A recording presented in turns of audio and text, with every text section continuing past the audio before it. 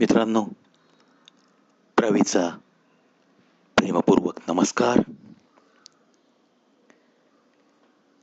छान असाल आपण अशी अपेक्षा करतो.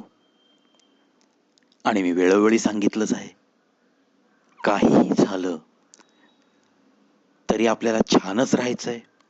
आणि कोणीही कधी तुम्हाला विचारलं काय कसे आहात,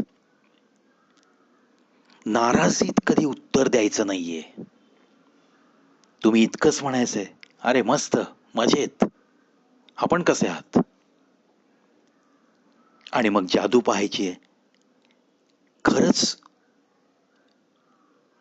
तुम्ही मजेतच राहाल. शेवटी जीवन कधी संयोग आणि कधी वियोग यांचं अजब रसायन आहे, हे विसरायचं नाहीये. कधी सुख, कधी दुःख, कधी कडक ऊन, कधी छानशी थंडगार सावली. आणि मग तुम्ही कितीही चांगलं वागा, तरीही तुमच्या बाबतीत जरी काही वाईट झालं तरी घाबरायचं नाहीये. कारण तुम्ही जर सगळा संतांचा इतिहास पाहिलात किंवा अगदी तुमच्या आजूबाजूच्या माणसांचा इतिहास जरी तुम्ही थोडासा अभ्यासलात, तरी तुमच्या लक्षात येईल की चांगल्या लोकांच्या वाट्याला नेहमी काही सगळं चांगलं सर्वोत्तम असं काही येत नसतं. पण जे आपल्या वाट्याला येतंय त्याच्यातलं सर्वोत्तम काय आहे ते शोधायचंय. आणि आयुष्याचा प्रत्येक क्षण साजरा करत आपण जगतोय असंच जगायचंय. आणि आपण जेव्हा एखाद्याला आपलं म्हणतो तेव्हा त्याला आपलंच मानायचंय. मग त्याच्यातले काही गुण असतील, काही अवगुण असतील, ते सर्व आहे तसे स्वीकारायचेत. आणि मग त्याला भरभरून सर्वस्वाने त्याच्यावर खऱ्या प्रेमाचा वर्षाव करायचा आहे. तर आयुष्याला एक वेगळ्या प्रकारची गोडी येते. आयुष्यामध्ये सुंदर रंग भरले जातात, ज्याच्या पुढे इंद्रधनुचे रंग सुद्धा फिके पडावेत इतकं छान आयुष्य रंगीत बनून जातं.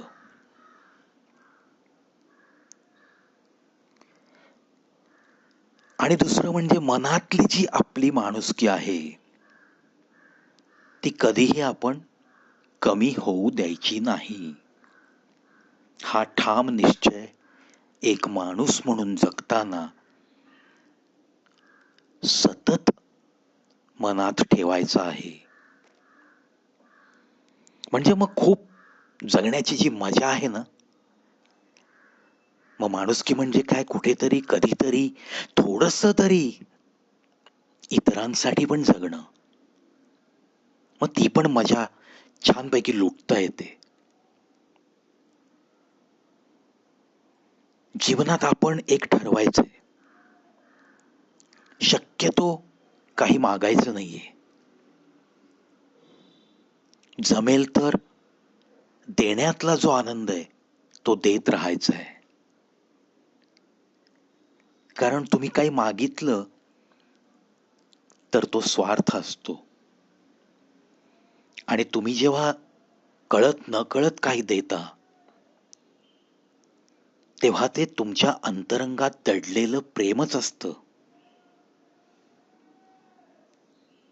त्यामुळं देण्यातली मजा काही औरच असते ना, तर ती मिळवायची आपल्याला. मग जे काही क्षण येतील त्या क्षणांना सुद्धा अरे आपण एका आनंदी माणसाच्या जवळ गेलोत हा, असं वाटून त्या क्षणांना सुद्धा आनंद मिळावा इतकं तुम्ही आनंदी राहण्याचा प्रयत्न करायचा आहे. तुमच्या पदरात तुम्ही फुलं दिल्यानंतर सुद्धा काटे पडू शकतात. तुम्ही सत्कर्म केल्यानंतर सुद्धा तुमच्या आडवी येणारी माणसं तुम्हाला भेटू शकतात.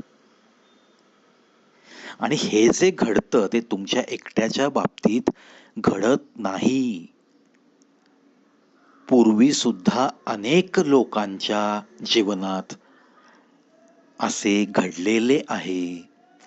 याचा विसर पडू द्यायचा नाही.